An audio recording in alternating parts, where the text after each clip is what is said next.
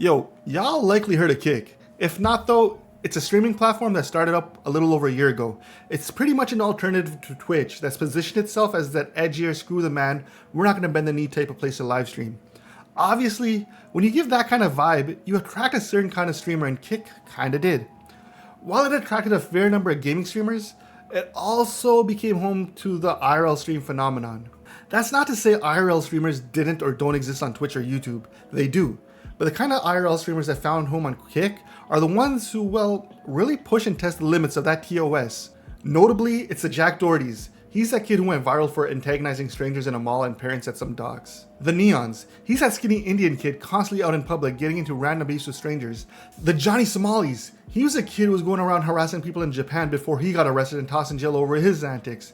And recently, this kid whose name I fortunately don't know yet, and hopefully never do, who while live was just being a straight asshole. In all cases, Kick's gone ahead and banned or suspended these guys for some time and even given them a good old finger wag.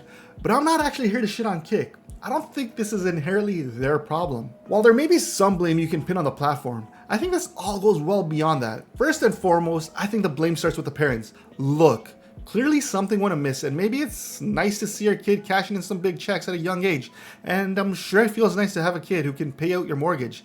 But seriously, where the hell are these kids' parents? As a parent, I get that parents can only do so much for so long, but clearly that guiding compass, those early foundational stones that ought to help dictate things, are clearly missing here.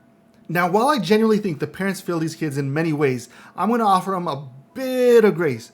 After all, they got stuck raising a generation far more connected and plugged in than anything they themselves probably ever experienced. These kids are the first generation that grew up in a time where they didn't know life before the internet, let alone a life before social media. These kids grew up in a world where dial-up internet was already antiquated and social media so ubiquitous with daily life that they were raised suckling dopamine from a timeline. They grew up in an era where parents, not knowing the effects that social media would plague on their kids' mentals, equipped them with a smartphone as early as middle school. I grew up in a time where having a knockoff jersey would get you teased. These kids get knocked around for not having the most recent iPhone. Most people in my generation didn't care or get their first cell phone until university, while these kids have cell phones right out of elementary to call their parents in case of emergencies or school shooters. This is the first of a tablet kid generation where parents would hand a phone and tablet to distract or subdue them versus sending them out to play. Maybe as a means to protect them from the outside world, or maybe to just shut them up. It's only now that we're actually getting to see the results of it all, the rotting fruit from a life dictated by likes, comments, and an algorithm. This is the generation with increased anxiety, higher depression rates, and higher suicide rates than ever before.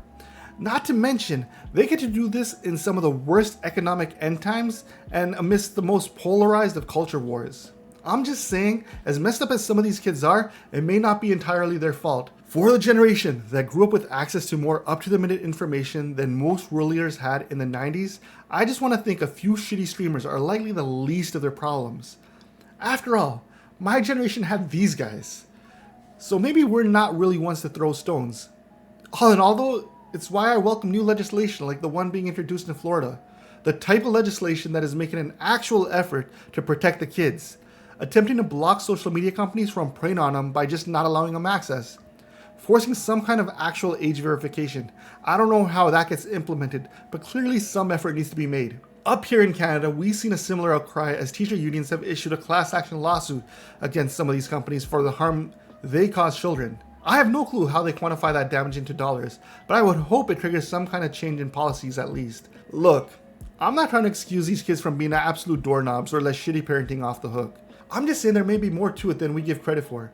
And yeah, the platform has its responsibility for not endorsing or branding itself in a way that may encourage these kids to use it in this kind of way. But clearly, these kids got a whole lot of other issues that would have them thinking that this is normal and a proper way to act regardless of a stream. So I'm all for Kick cracking down on them. I'm all for parents reflecting on how they protect and teach their kids about navigating the online world. And I'm all for finding ways to slow down the access to these online cesspools from an early age. Anyways, if you made it this far, let me know what you think. Also, likes go a long way in helping the algo share this video with others, so by all means do that thing. Till the next one though, peace.